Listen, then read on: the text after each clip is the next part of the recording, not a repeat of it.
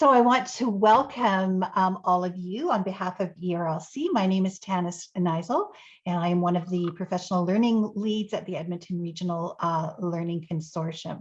So welcome to you, and especially welcome to Karen Filewych.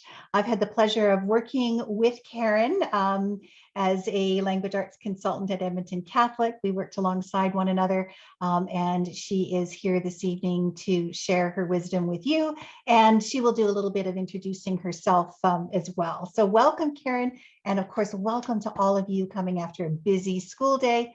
We're glad you're here.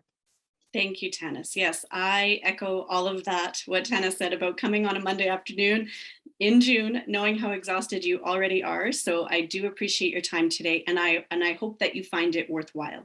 So just to begin, I would like to acknowledge that we here in Alberta are on the traditional territories of many First Nations, Métis, and Inuit peoples who have lived and gathered on these lands for centuries. We are grateful for the opportunity to live, work, and create on this land.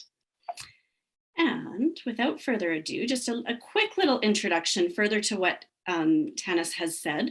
I have been a teacher, administrator, ELA consultant, or some combination of those for over 25 years.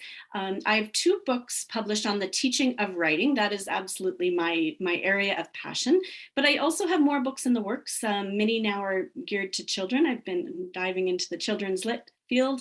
And I also have a book for parents that's with a publisher currently. So currently I am not with a school division. I am actually providing PD to schools and districts throughout the province and writing residencies for students through my own company, which is actually entitled Words Change Worlds, which you can see there at the bottom of the screen. So I am a lover of words and language. I am very passionate about bringing literacy into homes, but also into our classrooms in a way that's going to be most effective. And so I had posted a blog yesterday inviting participants to come for today. And I said something there that is kind of the basis of the way I like to present. Practicality grounded in pedagogy. And that's the way that I approach things. We need that strong pedagogy, but I know that you're busy right now and you want something practical. So that's what I'm hoping that you find from today's session. So here is our agenda today.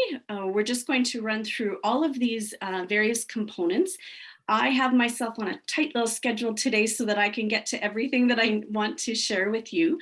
And I would encourage you to contact me afterwards if you have questions. If something comes up and you're thinking about it, feel free to connect with me afterwards. I'm on social media, but you can also go through my website and it sends me a form there. And I'm happy to answer any questions that you might have. All right, so even though this is a session about the new curriculum, we're actually going to start briefly with the importance of language. So when we think about language in our world, I love putting it in the context of this quote. The limits of your language are the limits of your world. We know that we use language on a daily basis, and we know that we think through language, we communicate through language, we learn through language. And these are fundamental as we go forward today. So, like I said, even though this is a curricular session, there are some things that we're going to talk about first that are just going to lay that groundwork. And I consider them essential going forward. When we think about language learning, we know that language has 6 interrelated strands: the listening and the speaking, the reading and the writing, and the viewing and the representing. Now, if you are teaching our curriculum currently, you'll recognize those 6 strands. Those strands are also going to be referenced in the front matter or the overview of the new curriculum, but there's less of a focus in the same way that we saw them approached in the current curriculum. So because of that, because they're addressed differently, I wanted to bring them up here just as we're thinking about the nature of language. Now, if you've attended my sessions before, I always say it, even though it's a session on writing, I can't not talk about reading. I can't not talk about the oral language piece. All of these things have to be interconnected within our classrooms, right? They are interconnected just naturally, but we need to figure out how we can be very deliberate about that within our classrooms. Now, our ultimate goal is a goal towards literacy. And this is how it is defined by Alberta Education: the ability, confidence, and willingness to engage with language, to acquire, construct, and communicate meaning in all aspects of daily living. Now that's quite a mouthful when you think about all the different things that are included there. But really, this is what we're working towards when we think about our English language arts curriculum, but also when we're just thinking about everything we do with our students all day long. And so language has its two roles, right? We're teaching them language, but we also learn through that language. So keeping those in mind are going to be essential. Now, I love to think about literacy. Excuse me. Sorry about that. Literacy as empowerment. I believe that to be true. I have encountered people who are illiterate, I'm sure you have as well, and the feelings that are associated with that illiteracy are significant. And so when we're thinking about what we're trying to accomplish, it is a sense of empowerment for our students. Now, I want my students to realize that what we're teaching through our English language arts are skills that they are going to use every day of our lives. And in fact, I make sure that we have that conversation together, because it changes things, right? You're not doing this for me because I'm your teacher. You're doing this because it's going to help you with something you're going to use every single day of your life. And really, we're not exaggerating one bit when we say that. That is absolutely true. So that being said, thinking about language in that way, let's talk just for a quick moment about the difference between curriculum and pedagogy. We are here today to talk about the new curriculum. Think of the new curriculum as the what. Very simple distinction, but an important distinction. Think about pedagogy as the how. Now, both are obviously going to be important, but we know that our ultimate goal is for students to understand and to be able to transfer whatever it is that we're teaching them. That being said, the pedagogy is absolutely essential. So we're all going to be looking at that same curriculum, but we also know that not everyone would teach it in exactly the same way, and that's okay. But there are some fundamental considerations when we're thinking pedagogy that we want to keep in mind as we're thinking about our planning, as we're thinking about our instruction, and as we're thinking about our assessment. Okay, so very simple distinction, but an important distinction. Now, it can be very overwhelming to think about starting new curriculum in the fall. This is the first year that you will be starting more than one subject area at a time, right? New curriculum in more than one subject area. Previously, we know that they've introduced one subject area 1 year, and a few years later, we get another one. So because of that, it can be very overwhelming. And we can think, oh, how am I going to learn all this? Start with what you know. Good pedagogy is going to remain good pedagogy. So those things that we know work in our classrooms don't have to change.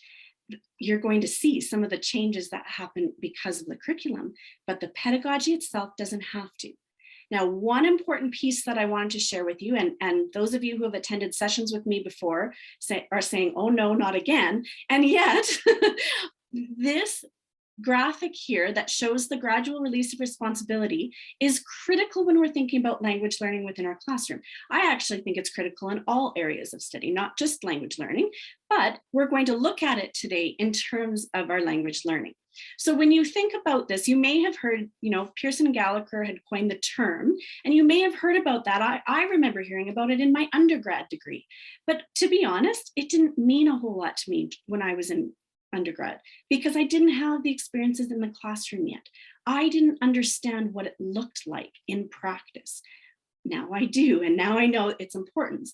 So let's think about it for a moment in terms of language arts.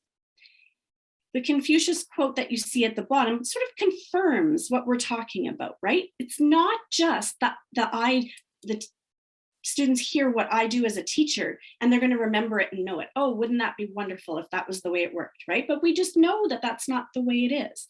And it would be wonderful if we could jump all the way from the I do to the you do alone, but we also know that that's not realistic.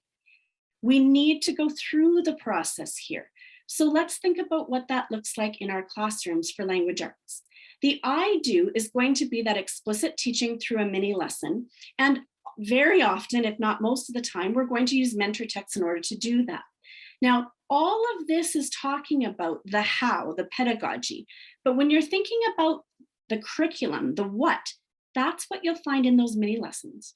So you'll think about a particular outcome that you want to teach. That will be the focus of your mini lesson. But what surrounds it here is the how, our pedagogy. Now, it's not enough. The explicit teaching, we know that they're not just going to get it. We need to make sure that we are reinforcing, we're providing opportunity for differentiation, and there's lots of ways to do that in a language arts classroom. And so it could be through guided reading, shared reading, it could be through shared writing. Very often, the shared reading and writing will be part of our mini lesson. So the mini lesson will start with our explicit teaching, but we will also begin to engage the students within that mini lesson through the shared reading and writing opportunities. We know that's still not enough, right? Those students need some more reinforcement, and they're going to do that within cooperative groups, within writing groups, again, depending on what the concept happens to be. But that reinforcement now you can see in the third diagram there, in the third picture of the diagram, does not have the teacher present. So the first two do, but now we're going to, gradually release that responsibility and let the students practice together, provide support for each other before we expect them to do it alone. Now, when you're thinking about this gradual release of responsibility, one of the things to keep in mind is that it doesn't necessarily have to happen in one day or in one mini lesson. It is often over the course of a week. So when we frame our teaching like this, what a difference, right? If everything goes through this process, that is good, strong pedagogy. We know that it works. Now, I have a question for you, and I would love to hear some answers in the chat. Like I said, keeping an eye on the clock, but we're good so far. Based on what you know about language learning, what practices will you continue to use in your classroom? Okay, so think about what we've already said about the nature of language, about how we learn through language, we communicate through language. Feel free to share with us right now in the chat other practices besides the gradual release that you'll still use. Mentor text, love it. I'm not going to be able to keep up. Scaffolding, the examples, the modeling, the strategies, specific strategies, turn and talk, love it, thank you. Those pieces that you're mentioning, critical, right? And just remember, they don't have to disappear. So sometimes when we think new curriculum, we think we have to scrap everything and start over. No, oh yay, free ride, whoever you are. But when you think about it, right, none of that has to disappear. Those things can still exist and should still exist in our classroom. So I don't want you feeling like, it's all new, I don't know where to begin. I want you to begin with what you know works. Okay, and so I did want to spend the time today before we dive into the curriculum for that reason. All right, now let's just have a quick look at the curriculum, the overview itself. But before we do that, give me a sense of where you're at with this new curriculum. If you have not looked at it at all, that would be a 1. If you have done a deep dive, that's a 5. Give me a sense of where you're at, and that will let me know how much I need to speak to certain things. 2.5, I love that. Okay, lots of middle of the roads. Okay, some 1s. So basically 1s, 2s, 3s, I'm looking there. All right, thank you. I appreciate that. That does give me a good sense.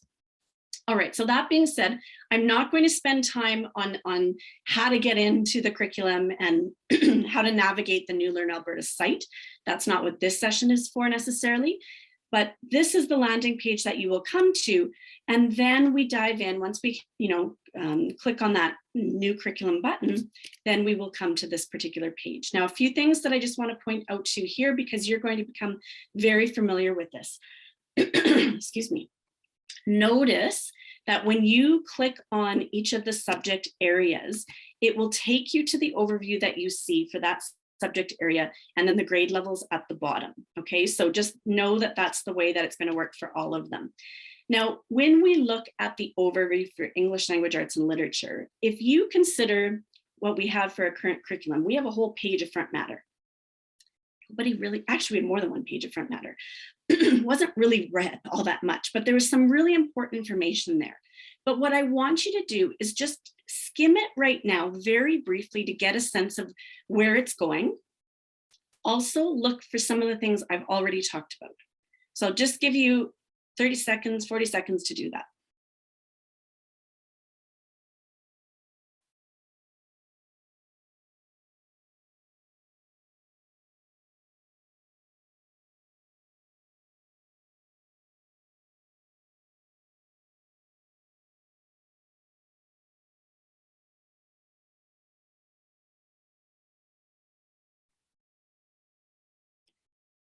So as you can see, there's a lot there, right? It's one little paragraph, but it's talking about purpose. It's talking about the various different strands, as I mentioned before. It's talking, eventually it talks about the literature piece and all of that.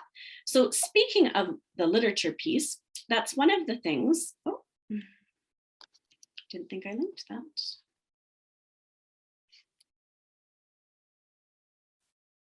There we go. When we're thinking about even the name change in our curriculum this year, we have, instead of just English language arts and literature. So this is the sentence from the overview that brings that literature into being. Now, interesting, we have all the various people in the room, everyone from teachers, but also we have people who are, in curricular studies, people who support beginning teachers. We have librarians, we have a good mix of people, and we're thinking about that literature coming into the forefront of our minds. Now, most of us are using that literature all the time, but interesting now that it's actually part of the title, right? So really thinking about how we're going to capitalize on the literature that's in our classrooms. Now, I also wanted to point out on this particular homepage, if you look at the bottom there that I have circled, the progressions are underneath all of the subject areas. So they should be present. They should be something that we're considering when we're doing our planning, when we're doing our instruction, and when we're doing our assessment. Now, just to show you very, very briefly, because that's not the focus for today, but it does need to be part of the conversation. So when you're thinking about the competency progressions, look at the list that I have in the text box. All of those are progressions that we're going to consider. And think how they connect with language very naturally, right? So the way they have them here is kindergarten, Div 1, Div 2. So know they exist, know they're there, do it, a little dive into them this summer. They haven't changed for the most part. There's been a few tweaks, but they really haven't changed, but just to be aware. If we're thinking about the literacy progressions, obviously there's a connection to what we're doing in language arts, but you can see the 5 different areas that are featured. Okay, so it's structured a little bit differently. Okay, we have the awareness here at the top, but then you just scroll down and you would see all of these various things. And it's very much obviously connected to what we're doing in language arts. And then the numeracy progressions, the same. So those 3 are meant to be that foundation for all subject areas. So keep that in mind. Now, when we're thinking about the structure of this new curriculum, one of the things that the government has stated is that they wanted to have 3 common features across all subject areas. And these are the 3 features. So they wanted to ensure that the architecture and design was the same for all subject areas, that all subject areas would have very clear learning outcomes and that clear and concise language. Now, if you think about our current curriculum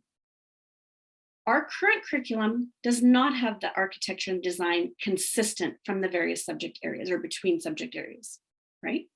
Now, pros and cons to both.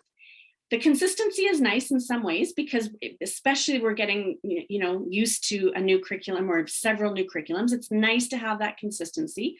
One of the drawbacks is something I voiced actually in the feedback sessions is that the way that it's designed doesn't really fit the nature of language itself, the nature of language learning itself.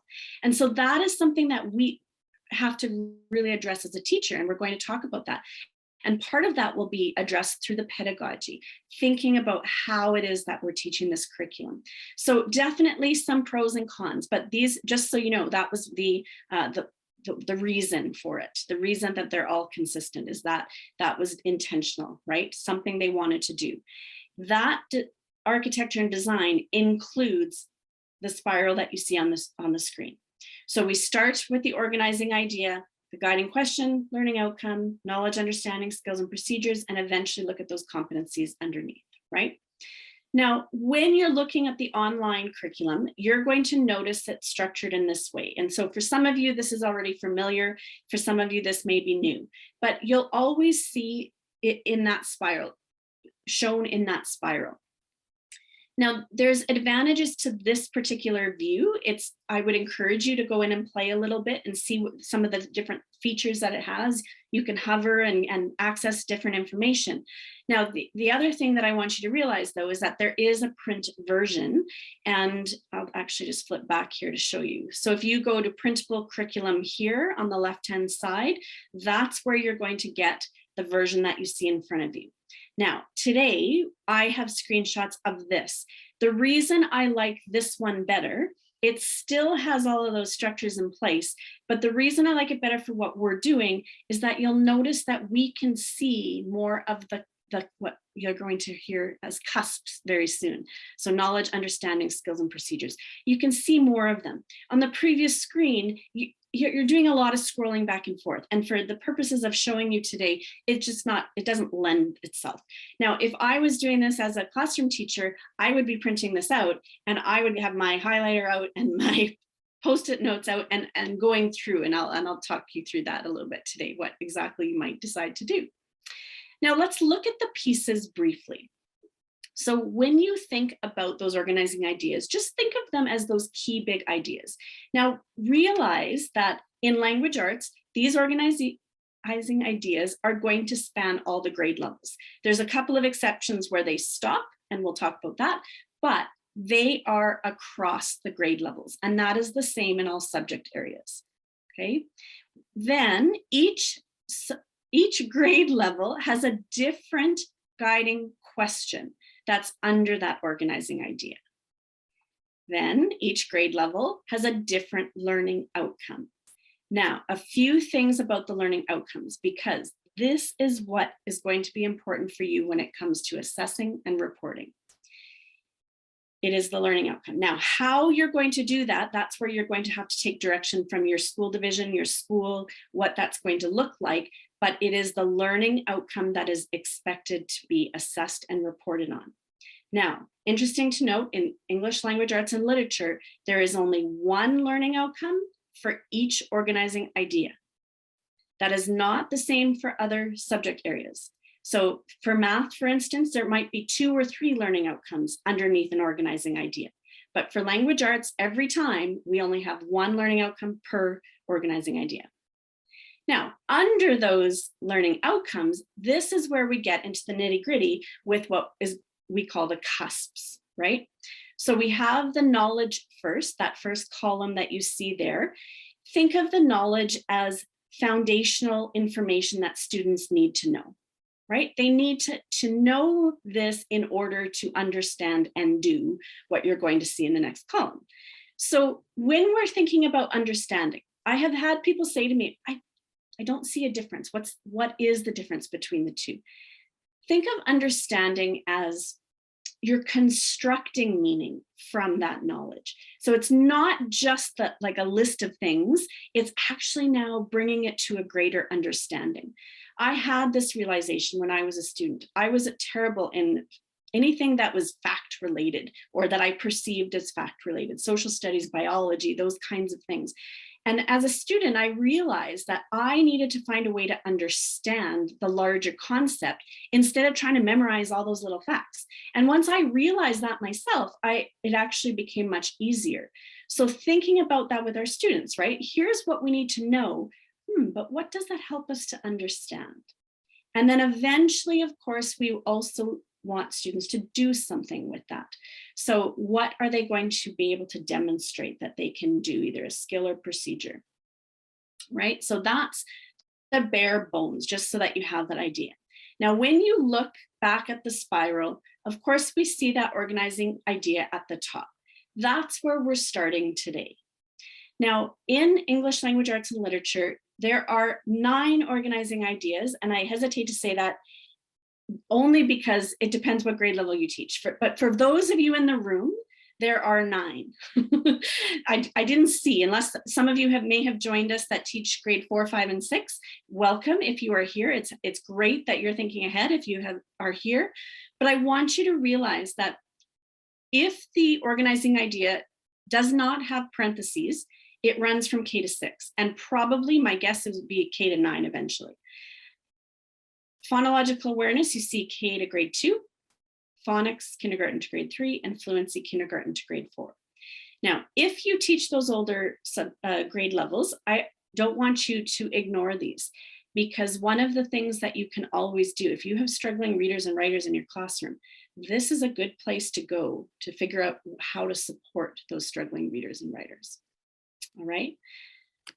Now, one of the things you may have noticed is that the graphic changed on that last slide, and that was very deliberate. I wanted to show the interconnectedness of the organizing ideas. This was my big problem when I first looked at the draft curriculum. I understood that they wanted to keep that architecture and design the same for all subject areas, but to me, it went against the very nature of language learning. And so what we have to keep in mind is that even though we have these various different ideas to guide our teaching, they are not meant to be separate from one another. They need to be interconnected. It's essential in language learning. So when I attended a session that was actually put on by the government, one of the things that they had said is that they shouldn't be considered units. And I thought that terminology is interesting as well. I wouldn't have thought of them in that way. And I don't think in language arts we necessarily would, but to really realize that, okay, wait a minute, these are going to happen all the time, interconnected. It's not that, okay, let's do writing for September. And I mean, I'm using an extreme, right? But let's read in October. Knowing we are going to revisit everything throughout the year. And you're going to see that once we dive in a little deeper. Now, did we do that already? Absolutely. Now, the way that our current curriculum is organized with our 5 general outcomes, we see that connectedness a little bit more obviously. And now when we look at it, they look like silos. And so my big caution is don't treat them as silos. The other thing to remember is that as I'm teaching one, you are also going to be teaching others along the way. The other outcomes are going to fit very, very naturally in there. And so what we want is that not to be accidental, but instead to be intentional and deliberate. And we'll see how to do that.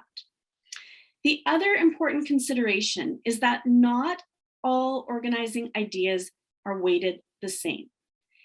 As a passionate writer, when I saw that conventions had its own organizing idea, I will admit I was a little bit alarmed, because it appears that writing and conventions are given the same weight, as well as comprehension, as well as all the other pieces of the puzzle, right? But that's not necessarily true. They have organized them in this way for ease, but we as teachers have to recognize what needs to be, more time given to it, what needs to be embedded into other things. That's going to be our job, and that's part of that good pedagogy that we talked about at the beginning. All right, now a couple of other things that I want to highlight. Just remember that it's the learning outcomes specifically that you are assessing and reporting on. So when you look at those individual cusps, don't think, oh, I have to assess on every little piece of knowledge. No, okay, you don't. It's the learning outcomes themselves. So keep that in mind. Will you assess some of them to help you understand where your students are at? Yes, but don't think that you have to assess every little one, because there's a lot. Also realize that knowledge is not taken to mean memorization. That's another thing that we have to be very clear about. Okay, this is foundational knowledge for our students to know before we can move forward with it, but don't quiz them incessantly and think that we're accomplishing what it is that we want to accomplish. That's not the purpose of having that knowledge there. It's just showing us what they need to know in order to be able to do something. The other thing to keep in mind is that we do want to continue to work in a cross-curricular way as much as possible. And when I think about language arts, that's one of my favorite things about it, is that we're doing it all day long in every subject area. We just want to bring it to maybe a more intentionality and thinking about how we can work more cross-curricularly. I also would suggest that, yes, you're going to dive into your own grade level cusps, but keep in mind the cusps from the year before and the year after. Now, you don't have to know them as well, but it can be good to glance at them to see where you're headed, or to see, what gaps might I need to address before teaching the grade level outcomes that I'm looking at. Now, when we think about the curricular content, what we're going to do is we're going to look at each of the organizing ideas today. That's how we're going to structure the rest of the session going forward. And so there are the first few I'm going to have you read in a little bit of detail, and then don't worry, we're not doing that for all of them, but there are a few realizations that I think that you will have when we do so. So have a look at the description here for text, forms, and structures.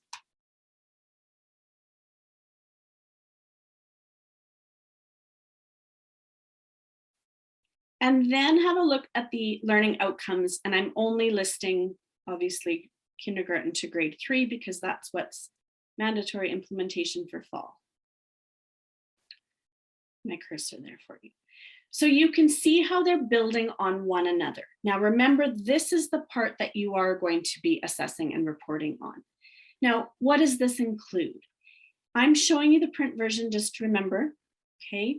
Now, what I'm going to ask you to do, and I know that not all of you teach grade 1, but just for ease sake right now, what I want you to do is do a quick read through of the knowledge outcomes for grade 1 and the skills and procedures for grade 1. So just a quick skim.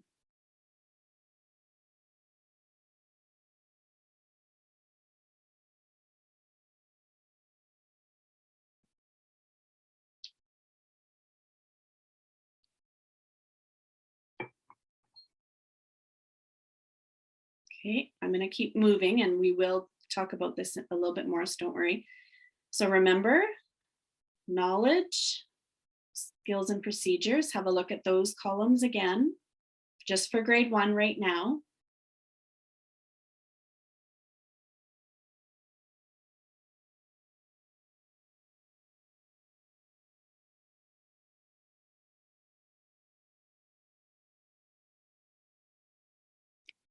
I know I'm moving quickly, but I'm going to do it again.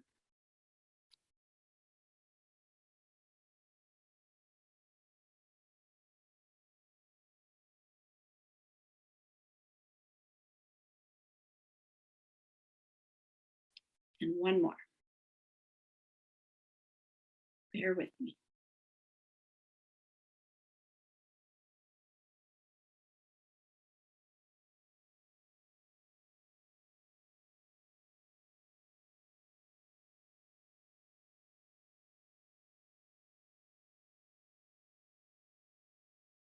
Okay, so that is the entire organizing idea that we have looked at for grade 1.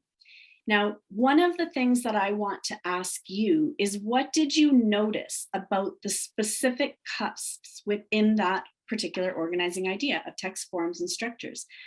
And feel free in the chat. What did you notice? Think about what you're doing already.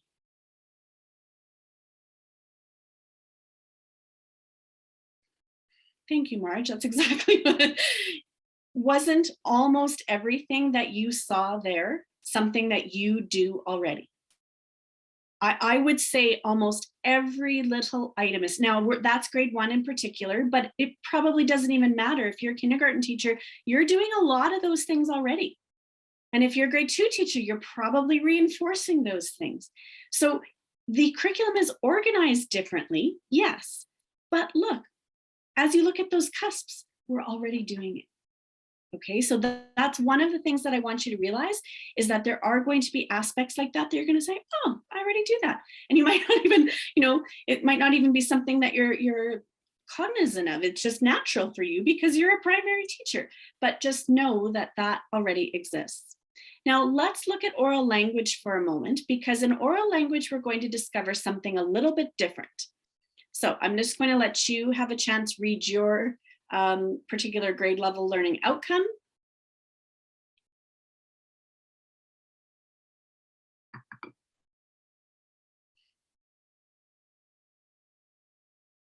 Again, they're building off one another. Now let's just quickly, oops, I'm sorry. I just want you to glance here. Let's look at, I'm just going to look at grade 1 again in this particular situation. We will look at some of the other grade levels, I promise.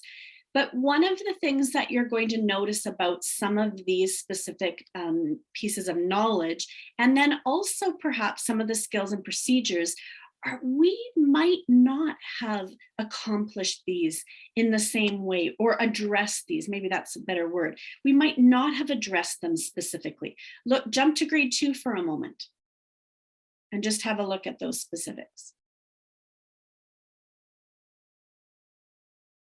So maybe we have, but maybe we haven't. It's not going to be as clear cut when we look at the text forms and structures. Now, again, let's look at a few more. Some of this, yes, okay, the volume, emotional quality, tone, and rate of speech can affect the meaning of or clarity of a message.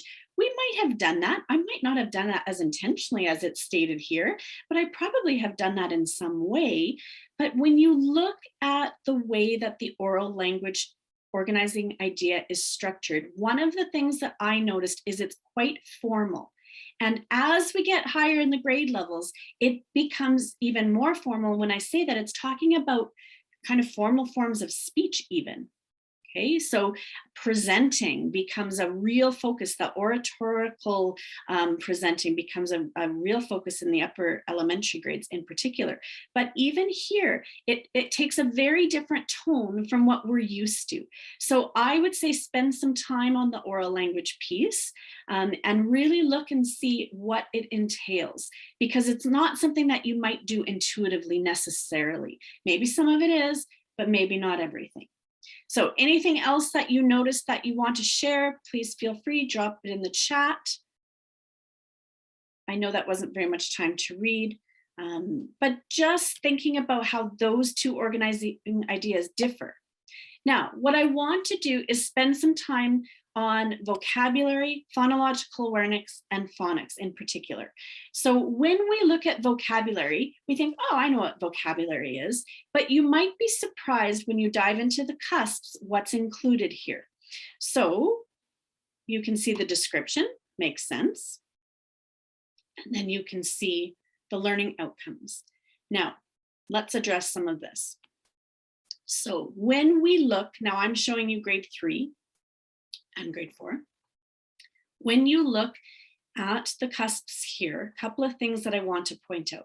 I'm very happy to see that we have now addressed the tier 2 and tier 3 words in our English language arts curriculum. That's fantastic, right? That focus. So some of you know the difference between the two. When you're thinking about those tier 2 words, those are words that we use, academic words that we use that cross disciplinary boundaries, right? So a word like analyze or discuss, those would be examples of tier 2 vocabulary.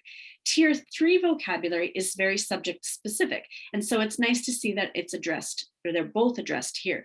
If you look at the knowledge column here in grade 3, look, we have some very clear tier 3 vocabulary, right? The imagery, the hyperbole, and the simile, that is our tier 3 vocabulary in English language arts, or an example of it. Now, something else that I wanted to point out to you, when we're thinking about the vocabulary section, you are going to hear morphemes referenced, or see morphemes referenced quite a bit. Now, morphemes simply mean the smallest unit of meaning. So if you hear them talking about morphology or you hear that reference, that's what we're talking about. And you can see it's described there. Morphemes include our bases and our affixes. So prefixes and suffixes.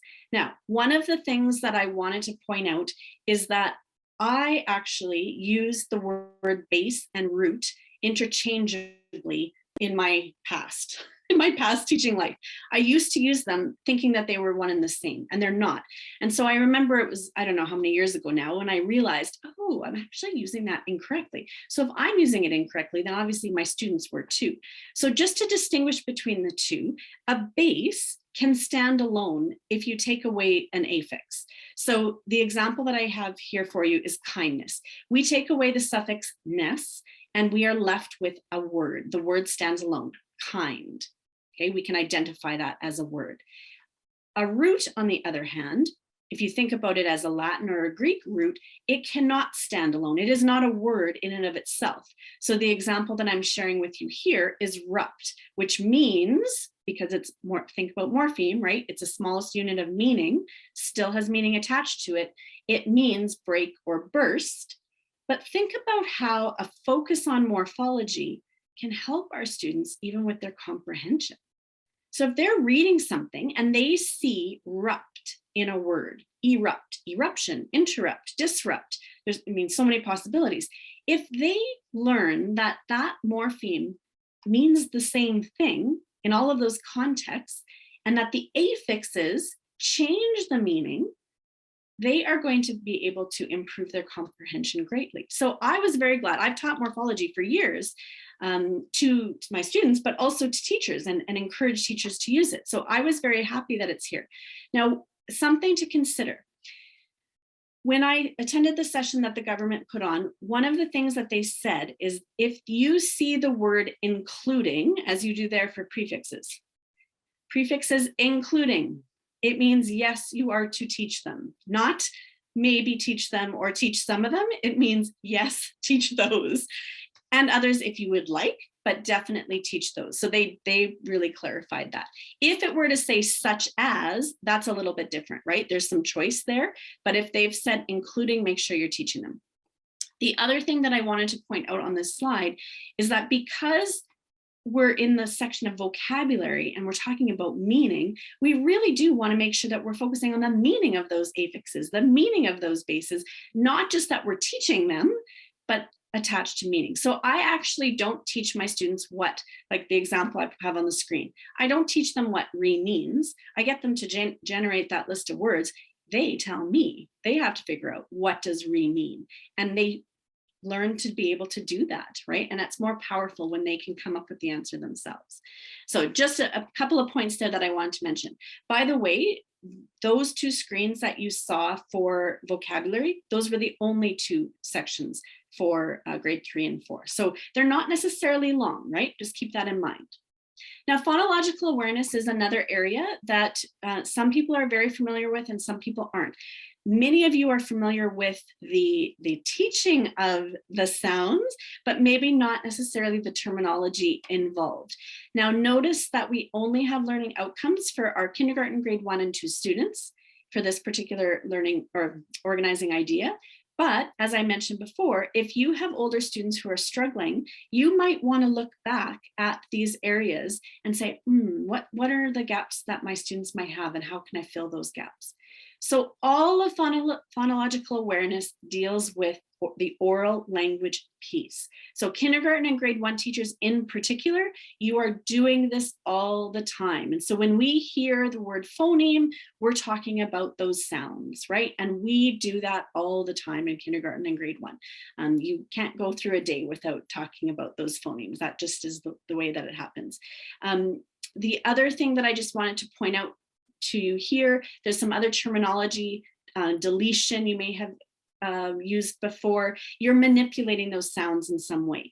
If you have used the Heggerty resource, and I know some of you have, then that's what you're doing when you're using Heggerty's. You're focusing on this phonological awareness piece. Now, the next section brings in the print into the picture, right? So now it's bringing the letters that represent those sounds.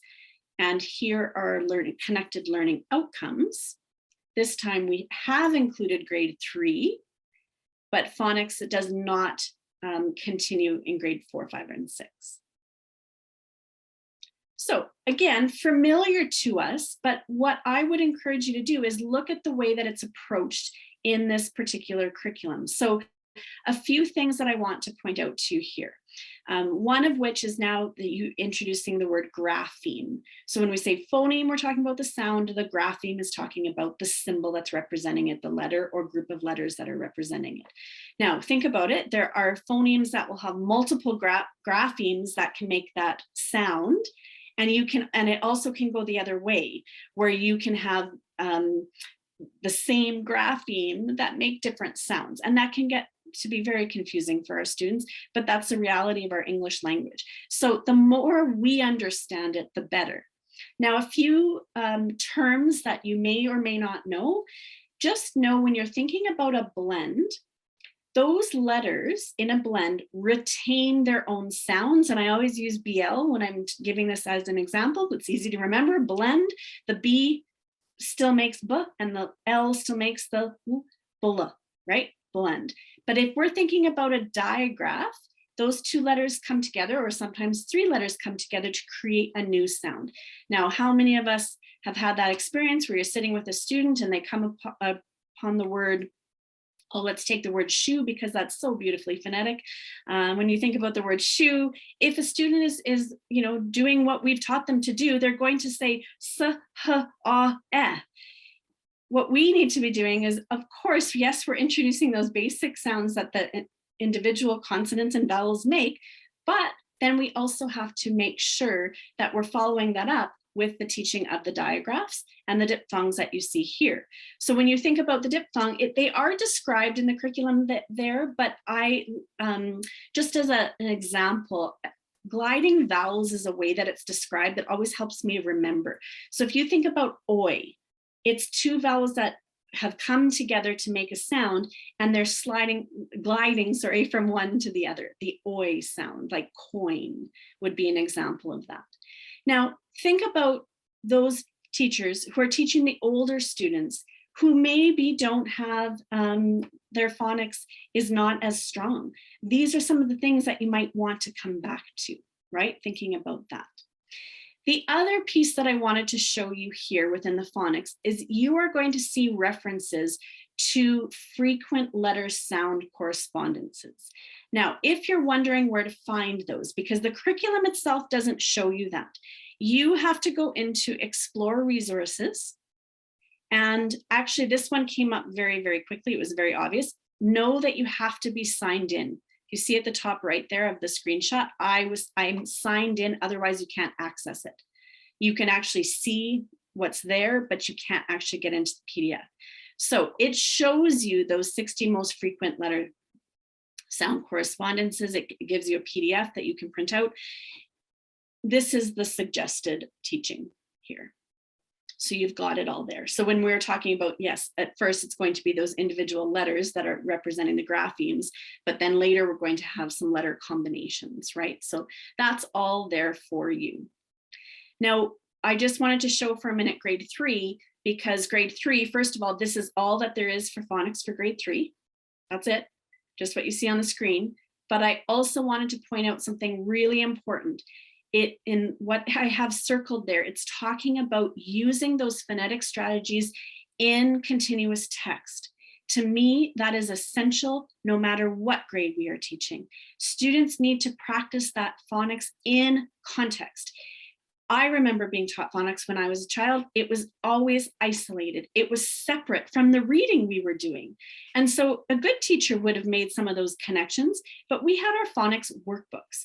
What we want to be able to do is make sure that we're teaching phonics in a way that our students are going to have that explicit instruction, but they're also going to have that opportunity to practice. Decodable books are a great option for that. And that might be something that you're not as familiar with. Basically, if you think about your leveled text, think of the number of words in leveled text that don't follow the phonics rules. There's so many of them, right? So keep that in mind. When we're thinking about decodables are written specifically so that they do follow the rules, so that students do have that opportunity to practice. They're using a scope and sequence to develop those particular books, following the most frequently used phonemes and letter grapheme combinations, okay?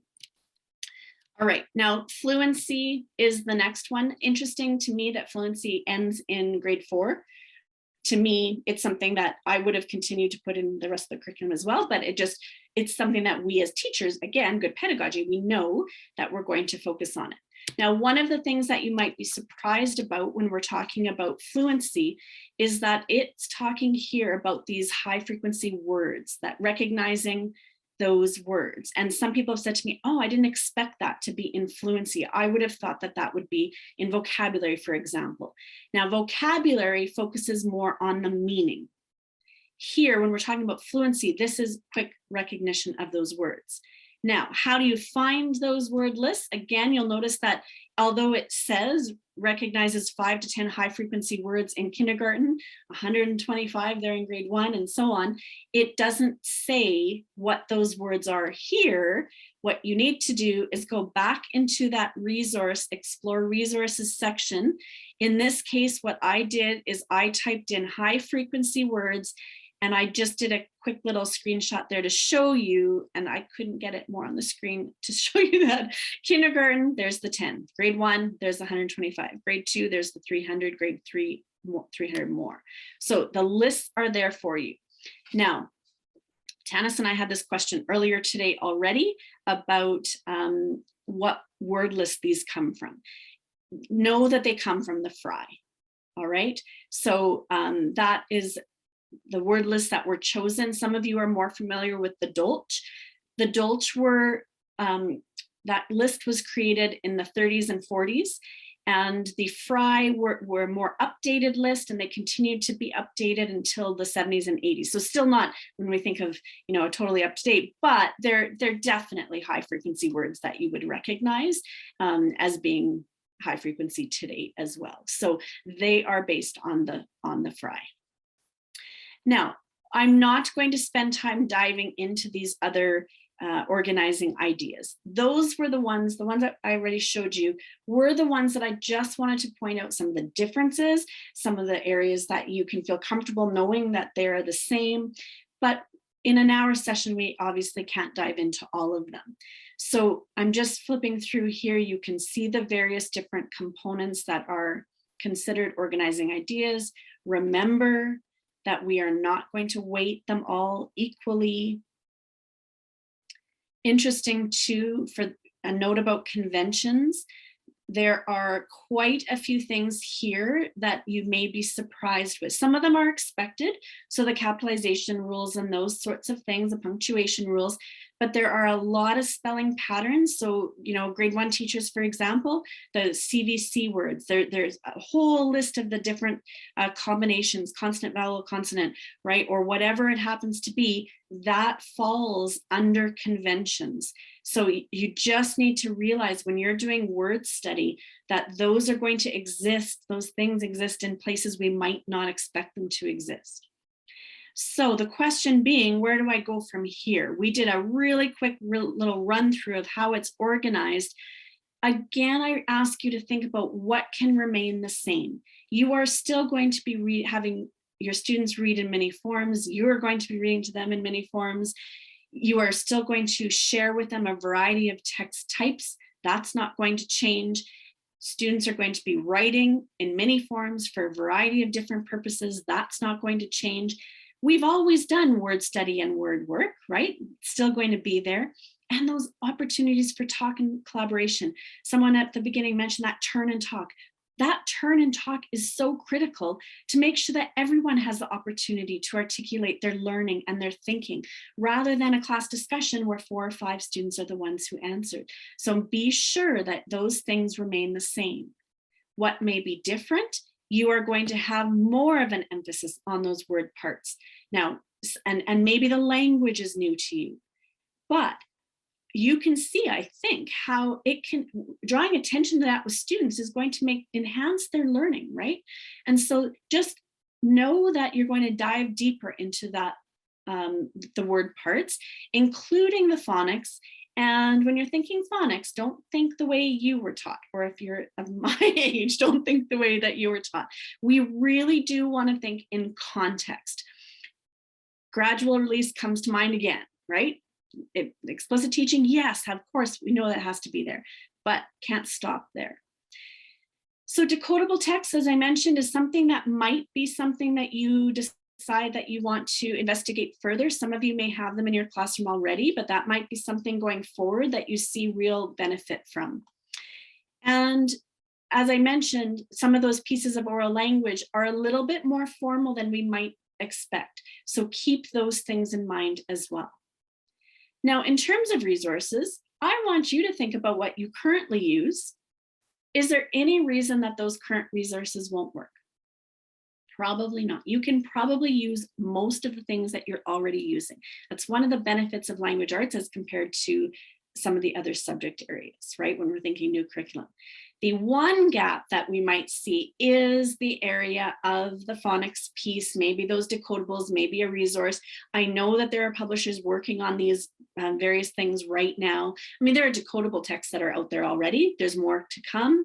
And there might be more phonics resources that are going to be available soon to help us with kind of our current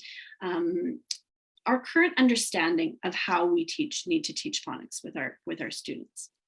Now, don't take away your literature. And so when you're thinking about, I love that the title includes literature now, great, but just make sure that we're using these texts not only when we're thinking about teaching our students to read, not only when we're teaching our students to write, but think about how they really can help us bring those organizing ideas together. And you can see the different text types that I've shown you.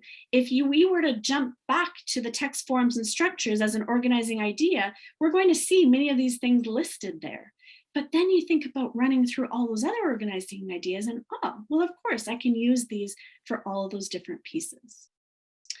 Now, my suggestions going forward would be to look. I would print off that printable version of the curriculum. If it were me, I would, just because that's the way my mind works. And I would do what we did at the very beginning, looking at the cusps within one organizing idea at a time. Just zero in on, grade 3 text forms and structures, then move to the next one, just looking at yours, right? While you're doing that, think about what are you already doing? And then the other question, what's new? That's where your highlighter comes in handy, your Post-it notes come in handy. Make note of the changes for yourself as compared to what you're already doing in the classroom.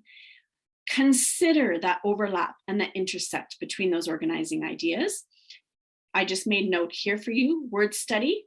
You are going to find elements of word study in vocabulary, phonological awareness, phonics, fluency, and conventions. And you might not expect that. So watch for those kinds of overlap. And then after you've done that, you're going to have a much better idea of what your planning, your teaching, and your assessment can look like. And I think you're probably going to find that it doesn't have to change all that much from what you're already doing. Many of those conversations will be the same. I always suggest a weekly schedule in ELA. That's just the way that I plan. I find that if we do short blocks, independent blocks of ELA, it's hard to get through anything. But if we think about what are we going to be doing daily in our classrooms, weekly in our classrooms, how can that gradual release of responsibility work within that week, we're going to be much more adept at ensuring that we're covering those concepts that we need to cover with our students and that they are going to be able to transfer them. Now, to end off here, I know that this is an overwhelming time. We're tired, it's June, we're thinking about ending the year, let alone starting a new year, but really have faith in yourself as a teacher. Know that you have that pedagogy already in place. That doesn't have to change. So when you do take the dive into those specific cusps within your grade level, keep in mind the underlying foundation that you've already got.